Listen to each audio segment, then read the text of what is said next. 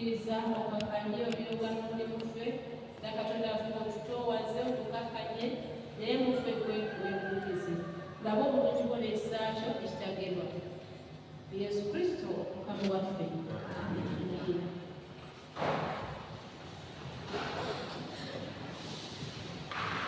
Abooluganda, Mukama waffe Yesu yeebazibwe.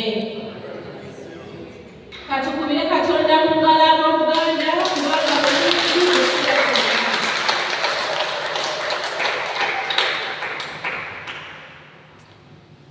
Mukama yeebazibwe. Kankusaba oyanirizeeko ku muntu akuli okumpi mugambe ensanyusa okulaba, mugambe okwagaliza okusinza kuno okulungi, mugambe okusabira Katonda akuwa omukisa olwaleero abeeko ebikulu n'ebyamaanyi byakola ku bulamu bwo, mugambe nti nkwagaliza Katonda akola ebikulu n'ebyamaanyi ove mu maaso g'olwaleero ng'alina ebikulu n'ebyamaanyi byakoze nga naawe omujulira. Mukama yeebazibwe.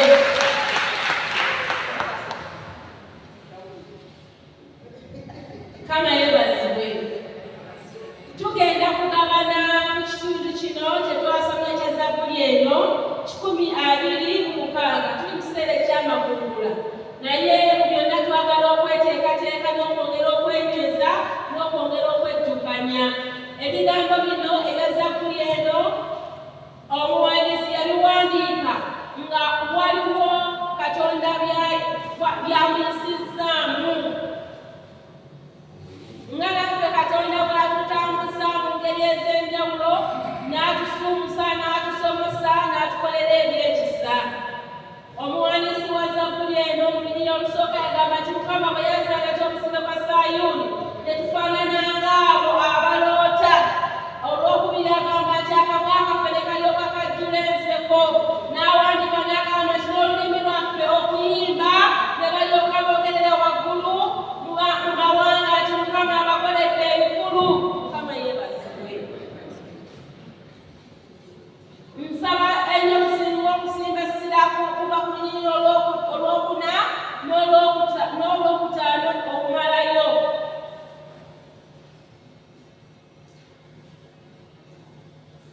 Wano ng'amaze okuba obujulirwa mu bigambo ebisooka, wano atubuulira ekyo kye tuyitamu oba kye yayitamu.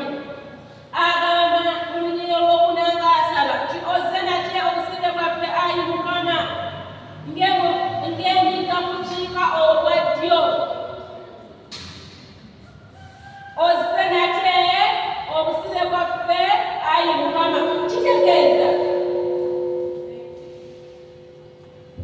Kitegeeza nti ng'abaana b'abantu waliwo ekiseera bwe tubeeranga tuli mu matigga, tuli mu masaŋŋanzira, nga tuli mu kattu, nga tusobeddwa, ng'ekkubo litubuze ne twegayirira Katonda. Waliwo lw'oyinza okubeera abaana ba Isirayiri baali mu mikono gya Falaawo ekyamazima ng'abalowooza kagiri. Naffe tuyinza okuba nga tulina embeera ze tutambuliramu, ze tuyitamu. Abooluganda ng'owulira ng'otendewereddwa, ng'owulira ng'ozitoowereddwa. Omuwandiisi wa Zabbuli eno mu lunyiriri olwokuna yasaba Katonda n'amwegayirira nti ozze nate obusibe bwaffe ayi Mukama. Ti otuyambe, otutaase, otuwe ku mirembe Mukama. Otutaggulule mu ndwadde zino. Ekyamazima waliwo lw'olwala bwerabira osobola okwagala okufumiitirizaako ku mbeera ennungi, ku bulamu obulungi nga tokyayinza ne flashback nga tekyayinza kukomawo, nga obulamu tokyayinza kufumiitirizaako wabeererako na mirembe. Ng'ekyamazima owulira nga oli mu busibe ng'otakuddwa ng'osobeddwa.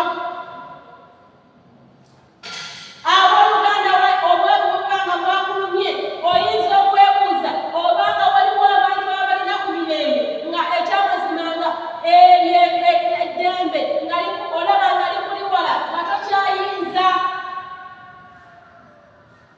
Waliwo omuntu omu eyalwala obulwadde n'agenda mu ddwaliro ne batandika okumukyusa emisaayi, n'atuuka n'agamba nti omulalu ali ku kkubo. Era singa Katonda kyali kisoboka nenkwatanga ssente nenzimuwa Mukama n'awanyisa obulamu bwange n'abuwa omulamu oli ali ku luguudo alya mu kasasiro nze obwangu obugenzegenze oba obuggwawo obuserebi n'abuwa omulalu oli kubanga oli temumugasa. Ekyamazima waba obeera nga ebirala byonna bwe biri naye ng'obulamu si bulamu, ng'owulira okusaba n'obwegayirira Katonda agolole omukono ogwakukwateko akunyuula akuggyeyo mu bulumi obungi. Abooluganda obusibe buluma.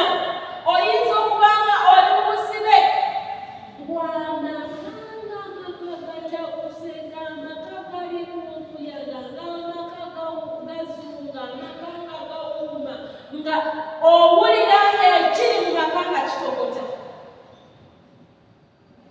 ng'olowoozaako ku bulungi bwe wali olabyeko ng'ekyamazima tokyayinza kufumiitiriza ku ssanyu oba nga ddali libaddewo ne mu bulamu bwo obw'amaka, nga waliwo gwe okusaba n'okwegayirira nti ozze nate obusibe bwaffe ayi Mukama nzire mumbeereko obulungi.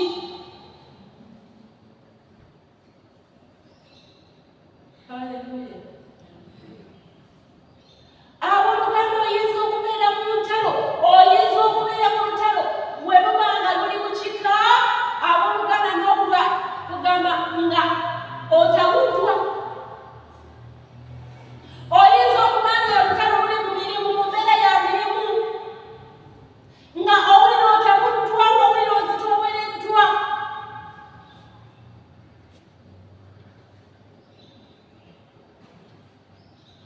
Oyinza okubeera mu mbeera ng'owulira weetaaga ekisa kya Katonda mu ngeri ey'enjawulo. Naye abooluganda Dawudi yawaayo ekiseera n'agamba nti ozze nate obusibe bwaffe ayi Mukama, ti otukomyewo nate, otusaasire nate, otuyambe ayi Katonda waffe.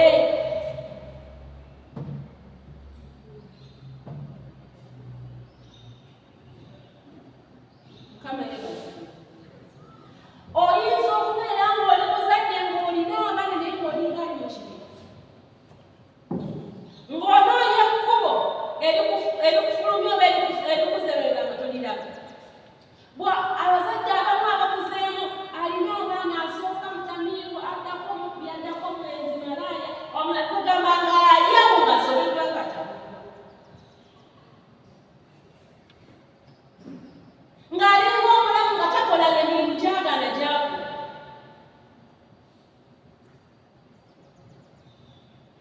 Abooluganda naye newankubadde nga biri bwe bityo, newankubadde nga obutabula kuli bwe kutyo, newankubadde nga obusibe buli bwe butyo, Katonda akyasobola.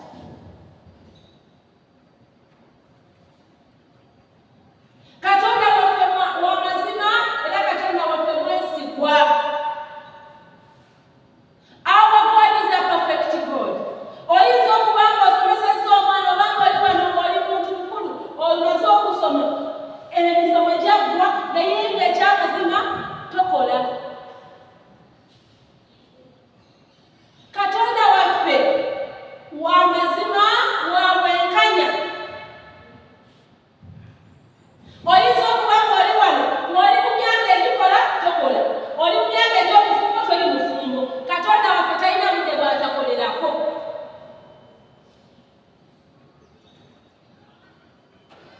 Dawudi omuwandiisi wa Zabbuli n'agamba nti ozze nate obusibe bwaffe ayi Mukama. Kyetaaga okuwaayo ekiseera eky'okutegeeza Katonda by'oyitamu. Omuntu ayinza okuba ng'ayagala okugenda oba agenda mulaayo oba Amerika oba wa, naye n'agoba kunteekateeka ku byentambula n'abikubako bwebivumbeera bwebiziŋŋama bwebikola ki, naye newankubadde nga weeriwo ebyo wakyali yeesunga.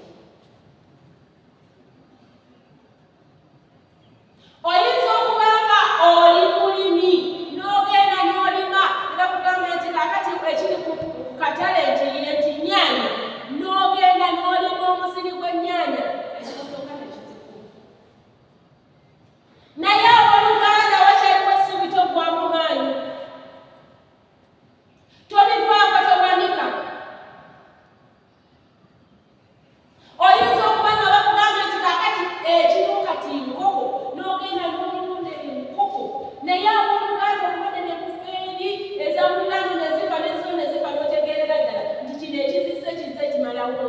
bonna naye ab'oluganda ne bebeera nga birimu ebityo towanika.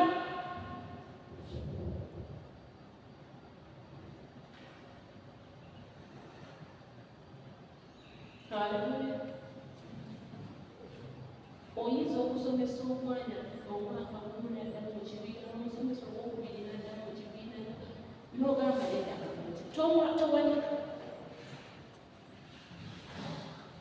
Waliwo abazadde abalina abaana abatuuse mu sekendule awo ku yunivasite awo, omwana omu yali abuuza taata we kati taata kiki kyatalala tamanyi ti kati tuli bakulu banne ayagala taata bw'akomawo ku kusatu yakomawo wakiri awo omunyawo bakubiri kati taata akimanyi naye tuli bakulu banne. Newankubadde nga birimu ebityo ng'abaana balabikanga balina okuwaggukako oba okuwaggukako wakyali musuuku towanika tobivaamu. Bw'oba oli muzadde yongera okunyweza omukono gwo ogw'omuzadde.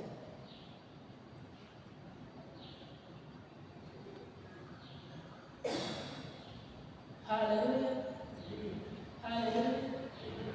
Kama bulungi ekiseera kyonna twetagayo ekiseera ekyokusaba ti ozze nate omusaba ayi Mukama ng'emigga mukiika oba ddyo ng'emigga bwe gikulukuta naffe otuyambe otusumulule tubeere ku mulundi guno n'eddembe.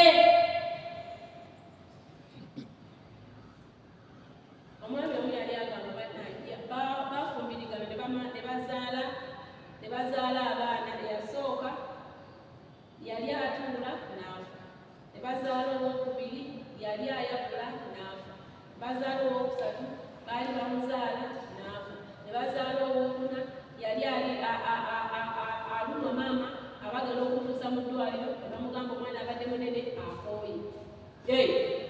N'agamba bataata tebaggwayo, n'agamba kankyameko ewalala, n'agenda ewala olwali yali bamuzaala bw'ati naye omwana atandika yali afulumye nga yakamala essaawa nga bbiri n'amugamba yakooyedde mukulu n'afa. N'akomawo awaka n'atereera bulungi okutuusa lweyasalawo n'agamba nti kati nkwasizza Katonda. Naye Mukama bwe yamuwa ezzadde yagamba bannaayo nga oluyimba lwayimba ng'agamba nti okuzaala kuweereza okulumba, nti okuzaala kukola ki? Kukwerabisa okugumba nga wulira kusanyuka obuzadde. Kyangu ng'okiwulira mu matu.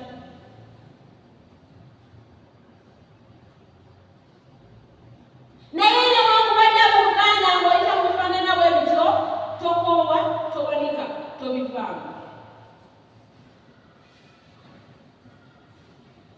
Simanyi wano gwe kyoyitamu. Omukyalo omu abaana omwami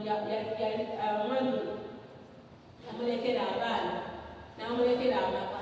Mwana yali agenze yamala kukomawo yagenda n'akomawo namugamba kati mwana wange kati gwe mukulu ebintu bino twabiwandiisa mu mannyako kubanga gwali omukulu. Omwana agamuwala yali aze kukyala yali aze baali bakomyewo okeeko kukyala nga bulijjo abaana babeera ebyo bakomawo. Yamalawo ebbanga lye nga litambula yali ateeseteese okumala enuma nga lyabeera bweru. N'agenda n'agamba maama we kakati maama bwe tulowooza nga tukuumiddeko ku bintu byaffe ekiseera kiweddeyo kakati. Maama we n'amugamba nti otegeeza ki? N'amugamba nti njagala byafe. Maama we n'alowooza asaaga n'amugamba sisaaga njagala byafe. N'abireeta ebituufu nga yabiwandiika mu mannya ge. Omwana n'aleeta poliisi n'agamba onambire mu bintu byaffe. Poliisi omwana n'akwata ebintu by'amanda we n'atufumya busukka ku bbeeri n'amugamba bw'okuumira okukuumirako bannenge bw'okuumirako muno olowooza nti ekiseera kituuka n'obeeranga okukuuma kuweddeyo.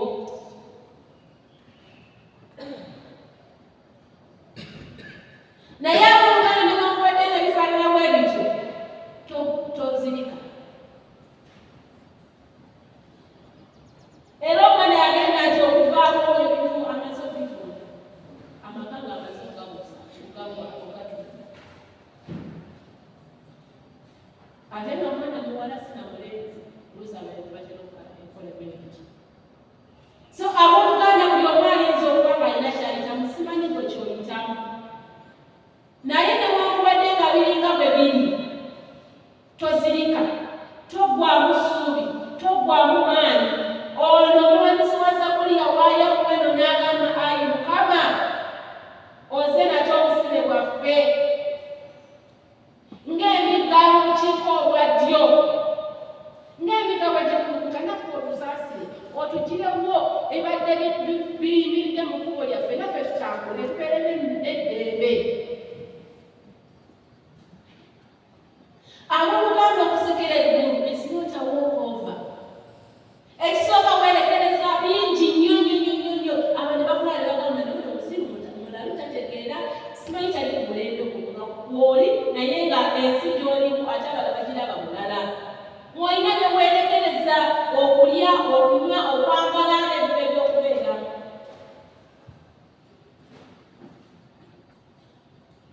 Haleluya. Naye obuliro lw'okutaano agamba nti abaasiga nga bakaaba amaziga balikungula nga basanyuka, newankubadde nga yagenda ng'akaaba ng'atwala ensigo alidda nate n'essanyu ng'aleeta ebimwa bye. Mukama akuwe omukisa akubye engalo. Tukubire Katonda engalo. Nti okolera ku bulumi obungi, weekolerayo ku bulumi obungi, okuminyiririza ku bulumi obungi, obira eddagala n'olimirira ku bulumi obungi, ofuna treatment n'ogifunira ku bulumi obungi, n'osomesa abaana ku bulumi obungi, n'okuminyiriza omusajja oyo oba omukazi oyo atakuminyirizikika naye n'obeerawo kubanga abantu bangi bataata agamba ndiko kulwa abaana, bamaama abamu bagamba nti ndiko kulwa abaana, kakati n'obeerawo omusajja omu yali agamba singa byalekwennyamwe si yali mu maka gano singa sibisomesa kubanga ebyana tebirina kitiibwa, ebyana bisoma bidda mu kibiina singa nnyamwe si yali naye newankubadde okugamba tokooba tozirika toggwamu maanyi totendeweredwa.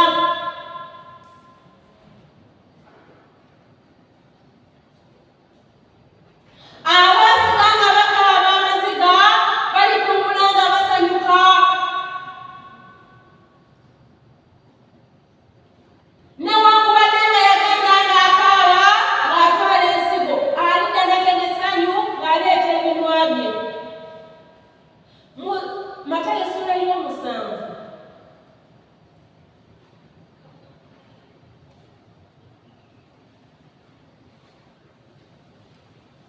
Matayo essula y'omusanvu tugenda kusomako katono nnyo n'okusomera olw'omwenda.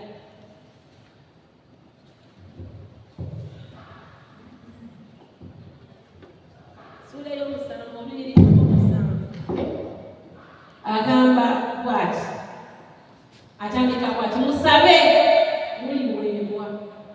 Mukole ki? Musabe muliweebwa. Olw'omwenda agamba bw'ati, oba muntu ki ku mmwe omwana we bw'ali musaba emmere alikuwa ejjinja akugambye musabe mulikola ki? Ate ye kennyini n'akugamba nti ani ku mmwe omwana we bw'ali musaba emmere alikuwa ejjinja ani? Ekitegeeza nti Mukama ayagala omusabe kyennyini ky'oyagala yeeteeseteese okukikola ki?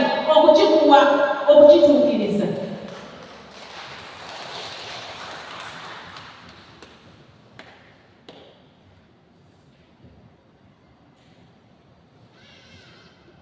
Abooluganda, ebigambo bino oluusi tubisoma naye ng'okisoma n'okiyitako. Naye bw'obanga osomye mu Yeremiya 29:12 bw'agamba nti laba nze nina enteekateeka ennungi gye muli, si yakubalumya, si yakubalabya nnaku. Oyinza okuba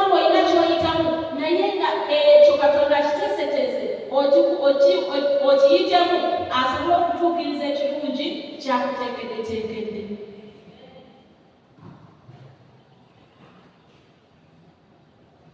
Haleluya.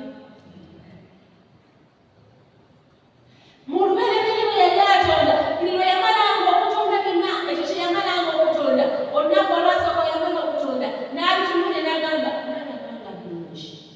Ne ku lunaku olwokubiri n'akola, bwe yamala okukola, bwe yamaliriza n'agamba n'atunuulira byakoze n'alabanga birungi. Ekitegeeza nti byonna Katonda abimanyi bye tuyitamu.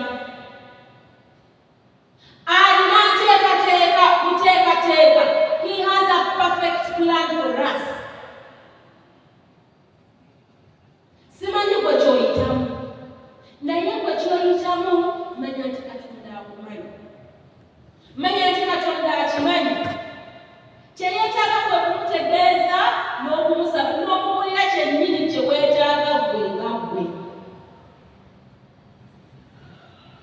Amubuuza nti ani kummwe omwana we bw'amusaba emmere ayinza okumuwa ejjinja. Ekitegeeza nti ky'oyagala Katonda aba mweteefuteefu okukikola ki? Okukikuwa.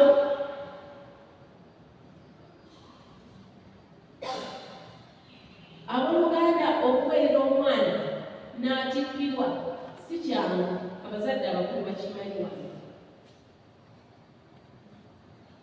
Naye Katonda bw'abanga akuwadde, nolaba omwana wo ng'afuuse dokita, nolaba omwana wo ng'afuuse looya, nolaba nga olaba ebintu Katonda byakukuŋŋaanyirizza, ng'olina essanyu ng'oyimiridde mu bantu.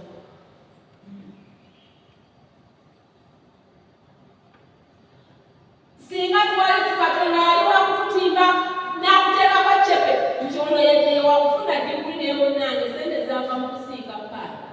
Singa yali wakuteekako bibamba n'agamba nti olwo akubanga atudde mu ofiisi eno nnene n'akugambako sente gye zaava ezakusomesa, ekyo Katonda yakitukweka bw'olabika mu maaso g'abantu olabika nga oli malidaadi. Kyova kye kiba kikwetaagisa obutakola ki? Obutakoowa. Amakungula nga gatuuse, oli kungula nga tokoze eki? Tozirisi.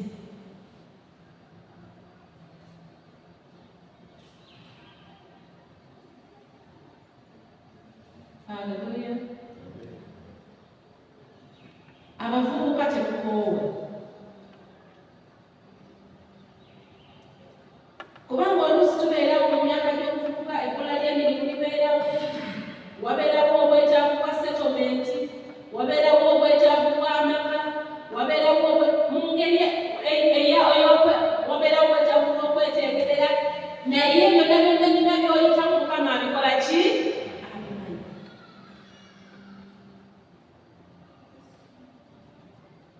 Saba busabi Katonda waffe mwesigwa.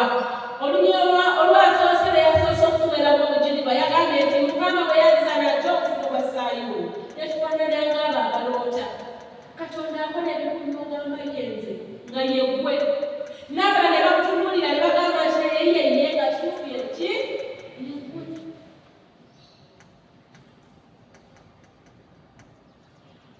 Katonda takerewa. Katonda takola ki? Takerewa. Waliwo omukyala gwe babadde balaga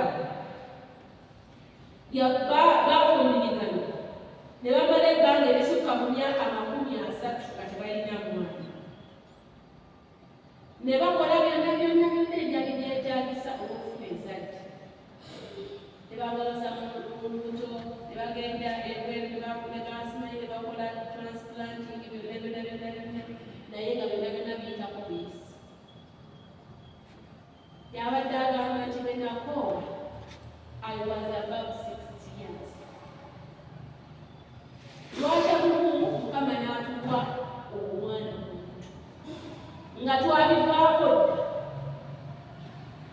tugenda okutuukayo nga mwana, tugenda okuzaala nga tuzaala mwana n'abeera abatagamba kugira bwati tugenda okulaba nga lubuto bwe twazaala bana n'agamba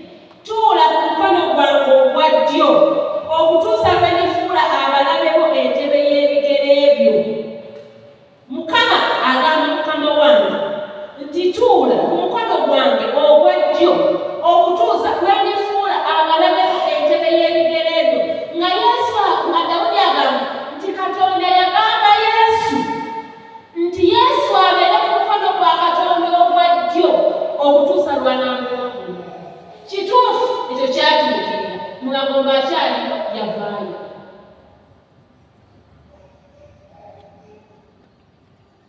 Naawe tula ku mukono gwa Katonda ogwa ddyo okutuusa lw'anaakuwangulira abalabe bo n'embeera ezibadde ziriganya obulamu bwo, azifuula entebe y'ebigere byo mu linnya lya Yesu.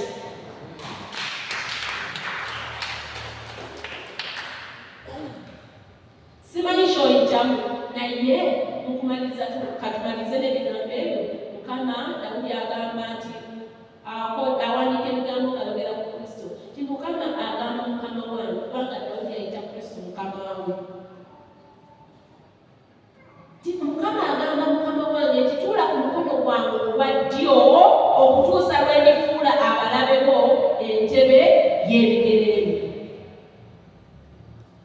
Kyonna ky'oyitamu Mukama agenda kuwangulira.